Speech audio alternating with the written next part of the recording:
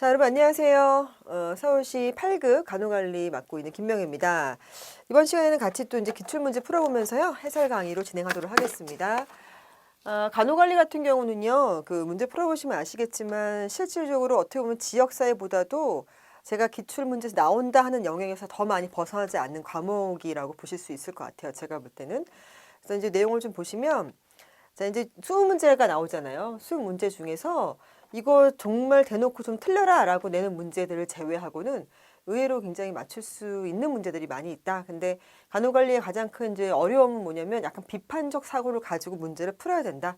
문제를 한 번만 꼬고 두 번만 꼬면 사실 못 풀 수 있는 문제들이 많거든요. 그런 부분들은 이제 감안하셔가지고 염두에 두시고 이제 문제 풀어가시면 되겠습니다. 자, 그럼 이제 실제로 문제 같이 보도록 할게요. 첫 번째 거는 딱 봐도 그 늘 나온다, 제가 나올 거다 했던 내용이 나왔죠. 그래서 간호전달 체계의 종류는이라고 되어져 있는데요. 보기 내용 보시면 전문직 간호사 그리고 간호보조 인력. 자, 일단 간호보조 인력도 같이 뭔가를 하고 있기 때문에 이거는 1차 간호는 일단 아니죠. 1차 간호는 온리 RM만 나온다 말씀드렸죠. 이건 오로지 RM만 등장을 하는데 여기 같은 경우는 간호보조 인력이라는 단어가 나왔기 때문에 요거는 이제 방금 말씀드린 대로 1차 간호로만 갈 수는 없는 부분이다 라고 말씀드릴 수 있을 것 같아요. 그죠? 그래서 함께 팀을 이뤘다라는 게 되어져 있고 팀을 이뤄서 간다라고 되어져 있는데 여기 마지막 보면 2번부터 퇴원까지 모든 간호를 담당한다 했기 때문에 팀 간호도 아니에요. 팀 간호 같은 경우는 여기 위에까지 내용이 비슷해요. 그런데 팀 간호의 경우는 입원하고 퇴원할 때마다 다른 사람이 만날 수도, 다른 팀을 만날 수도 있어요. 이거는 1차 간호하고 팀 간호를 더해놓으면 뭐가 될까요? 모듈 간호가 답이 될 수가 있는 거죠. 그래서 각각의 간호에 갖고 있는 장점들만 모아서 만들어낸 간호 시스템이 모듈 간호거든요. 그래서 모듈 간호다라고 이제 볼 수가 있겠습니다. 모듈 간호. 답 3번으로 체크하시면 되겠어요. 그래서 이거 그렇게 어렵지 않죠, 여러분들. 이거는 1차 간호사가 등장한다 말씀드렸고 1차 간호사가 거의 24시간 돌보는데 이 사람도 잠을 자러 가야 되니까 어떻게 한다 그렇게 말씀드렸습니까? 자기가 퇴근할 때는 2차 간호사, 그냥 제가 명칭한 거예요. 다른 간호사에게 내가 여지껏 이렇게 돌봤으니 네가 이 다음에 이렇게 돌봐줘 라고 지시하고 가요. 그러다 보니까 1차 간호사한테 맡은 책임과 본인이 하고 있는 환자에 대한 모든 것들은 참 좋게 이게 업그레이드 되고 본인도 성장을 하는데 2차 간호사의 경우는 시키는 일만 하다 보니까 재미없어지죠. 그렇죠? 그런 이제 장단점이 있었다 말씀을 드렸고 그리고 팀 간호 같은 경우는 이제 그 팀을 이뤄가지고 전문 간호사 밑에 이제 간호사, 간호력이 착 만들어져가지고 팀별로 움직이는 거예요. 그래서 그렇게 움직이는 건데 여기서 가장 중요한 건 팀 간호 중요한 부분들은 같이 간담회를 해야 된다 말씀드렸죠. 간담회. 그러니까 인수인계소 정도에서 끝나는 게 아니라 간담회라는 걸 통해 가지고 지금 각각 돌보고 있는 환자들의 상태를 서로 공유하는 거예요. 그게 굉장히 중요했다라 말씀을 드렸어요. 자, 근데 이렇게 얘기를 했고요. 여기 이제 1차 간호의 얘기가 이거거든요. 2번부터 퇴원까지 모든 간호 담당한다. 그래서 1차 간호사를 한번 만나게 되면 그 환자는 다음번에 또 입원하게 되는 경우는 뭐 다른 간호사한테 갈 수 없고 이 사람한테만 가요. 약간 복불복이다라는 말씀 드렸고요. 여기 두세 명의 간호요원이 분담받은 환자들을 여기에 해당되는 것이 되겠죠. 그래서 이제 모듈 간호 말씀드렸고 요 팀하고 1차 간호 설명을 드렸고 모듈도 설명을 드렸는데 사례 관리 같은 경우는 이런 단어가 나올 거다. 다학제 관리. 또는 다각적 관리. 그래서 간호사뿐만 아니라 사회복지사, 의사, 영양사 뭐 이렇게 쭉 다 같이 모여가지고 사례를 가지고서는 보게 된다. 그래서 어떻게 보면 한 명의 간호사가 한 20명에서 많게는 더 많은 숫자까지도 볼 수 있는 게 같은 사례를 묶어서 사례군으로 관리하기 때문에 가능하다. 제가 여기랑 조심해야 되는 게 사례 관리하고 사례 방법은 다른 것이다 라고 말씀드렸죠. 그래서 그 내용들을 기억하시면 되겠습니다. 자, 다음 내용 보도록 할게요. 자, 두 번째 문제예요. 요통 환자가 많은 지역사회에서 요통 전문 병원을 개원했다고 한다면 의료의 질 구성 요소 중에서 어느 것에 해당되는가? 자, 요통 환자가 일단 많았대요. 요통 환자가 많았는데 이 많은 환자를 보고 전문 병원 중에서 어떤 병원, 요통 전문 병원을 만들었다라는 겁니다.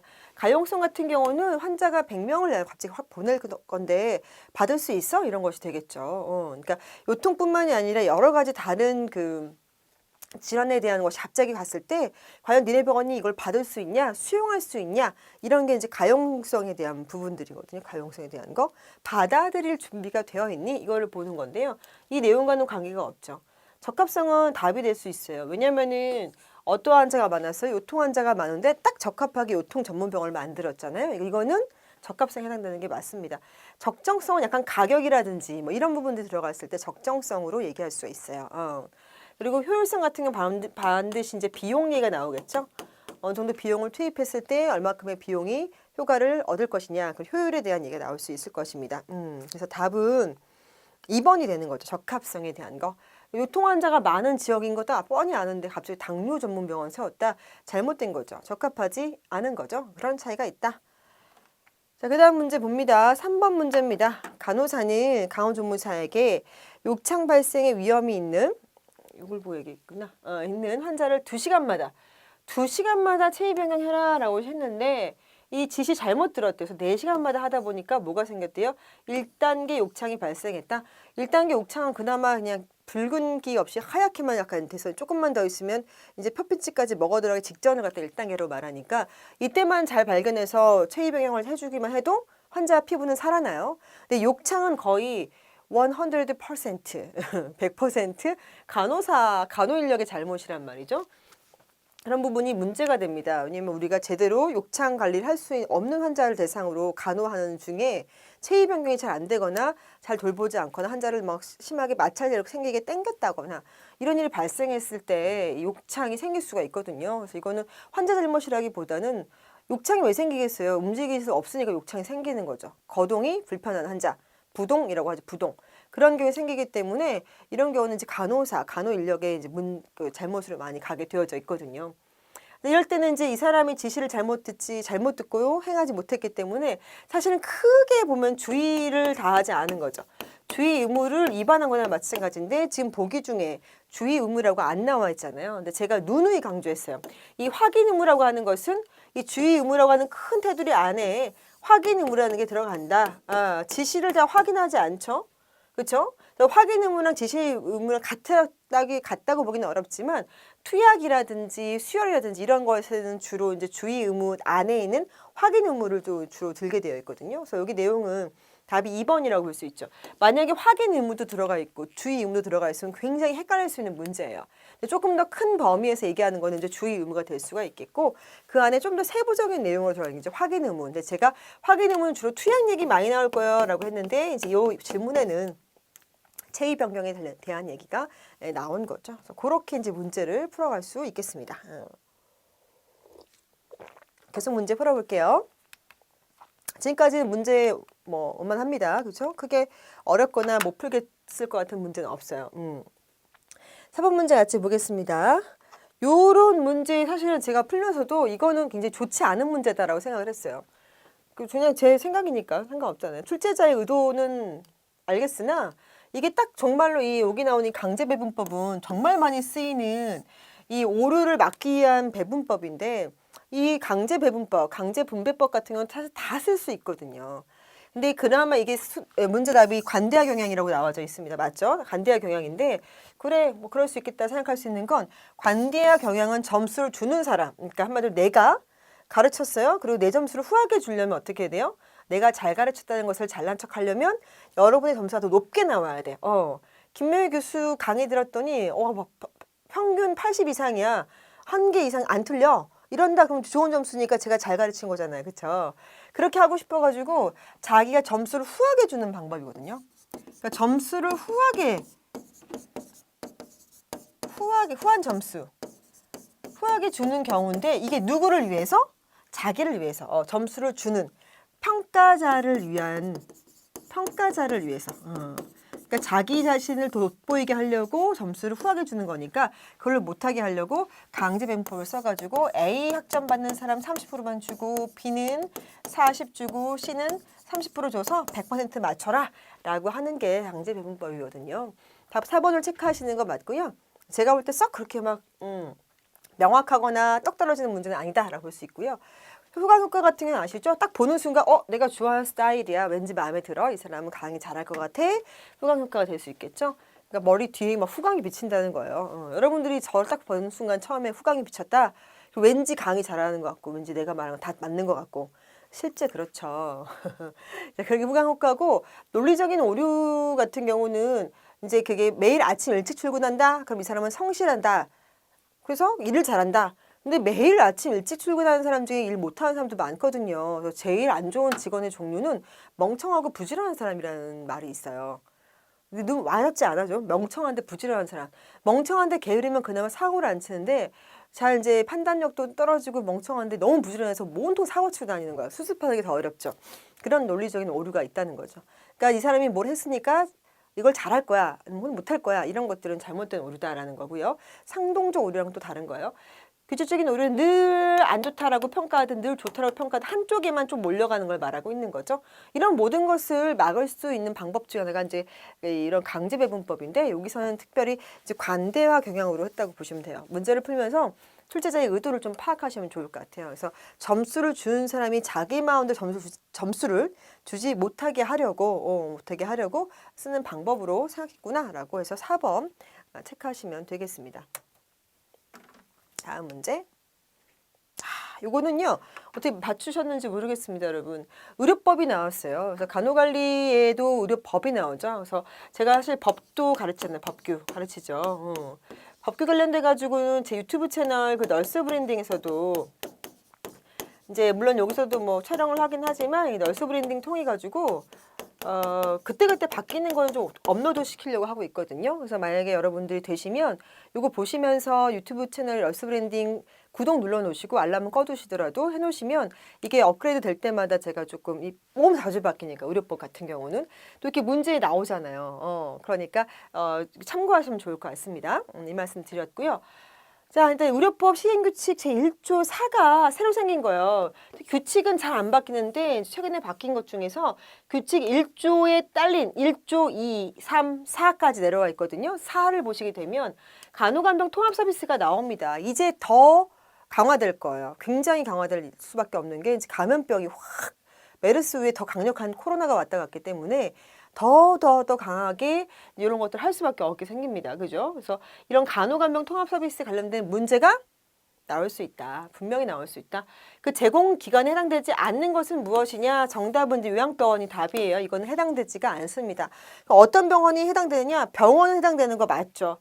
치과병원 해당되고요. 한방병원도 해당돼요. 그리고 또 한 가지가 있습니다. 병원, 치과, 한방, 앤드 종합병원까지 이 네 가지 병원이 하나, 둘, 셋, 네 가지죠. 병원, 종합병원, 치과병원, 한방병원 이런 병원들이 의료법 시행규칙 1조 4에 의거해가지고 간호간병 통합 서비스를 제공하는 기관에 해당된다. 라고 보시면 될 것 같아요. 그래서 요양병원은 제외하시고. 그러니까 의외죠. 이걸 아예 몰랐던 분들은 여기서 맞추기 힘들었을걸요. 아마 치과병원 막 많이 체크하지 않았을까 왠지. 치과병원 그러니까 이제 입원 안 할 것 같아서. 이런 문제는 참 잘 낸 거죠.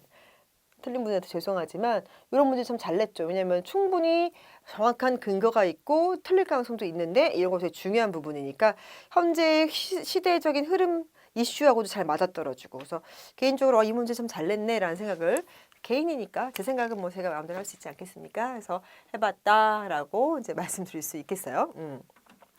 자, 그 다음 문제 또 같이 풀어보도록 하겠습니다. 자, 그 다음 문제인데 아이고. 자, 6번 문제예요. 우리나라 간호서비스에 대한 지불제도인 간호수가에 관한 설명으로 가장 옳은 것은 무엇이냐라고 묻고 있어요. 그렇죠? 자, 간호수가 제도 중에서 간호서비스 우리나라 거 못 써요. FFS 쓰죠. 행위별 수가제를 쓰고 있습니다. 그래서 간호관리료는 간호사 학보 수준에 따라서 입원료를 차등 지급한다라고 되어져 있죠. 그래서 간호관리료가 실제로 1부터 7등급제까지 되어져 있고요. 학보를 얼마큼 했느냐에 따라서 차등 지급하는 거 맞죠? 그래서 답이 일단 1번에서 벌써 나와버렸어요. 나와버렸다라고 이제 볼 수가 있는 거고요. 두 번째 이제 가정간호 같은 경우는 간호 서비스 제공 시간이 아니죠. 행위 어떤 서비스를 줬는지 서비스를 제공한 것에 따라서 수가가 산정되게 되어져 있다라고 이제 볼 수가 있겠고요.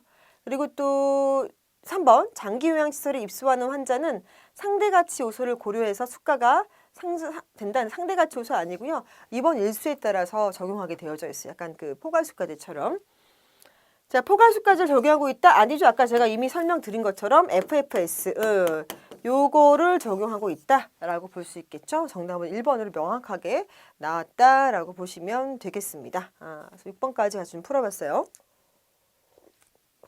자, 그 다음 문제 같이 볼게요. 7번입니다.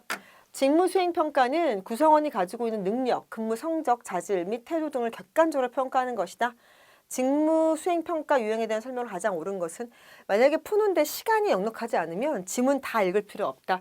앞에 내용 다실 필요 없는 거잖아요. 직무수행평가 유형 알고 있니? 이거 묻는 거예요. 직무수행평가 유형에 대해서 가장 옳은 거 한번 골라봐 라고 말하고 있는 거죠. 그래서 그 내용이 나오는 거예요, 여러분들. 그래서 그 내용으로 보시면 될 것 같아요. 자, 그 말씀 드렸고요.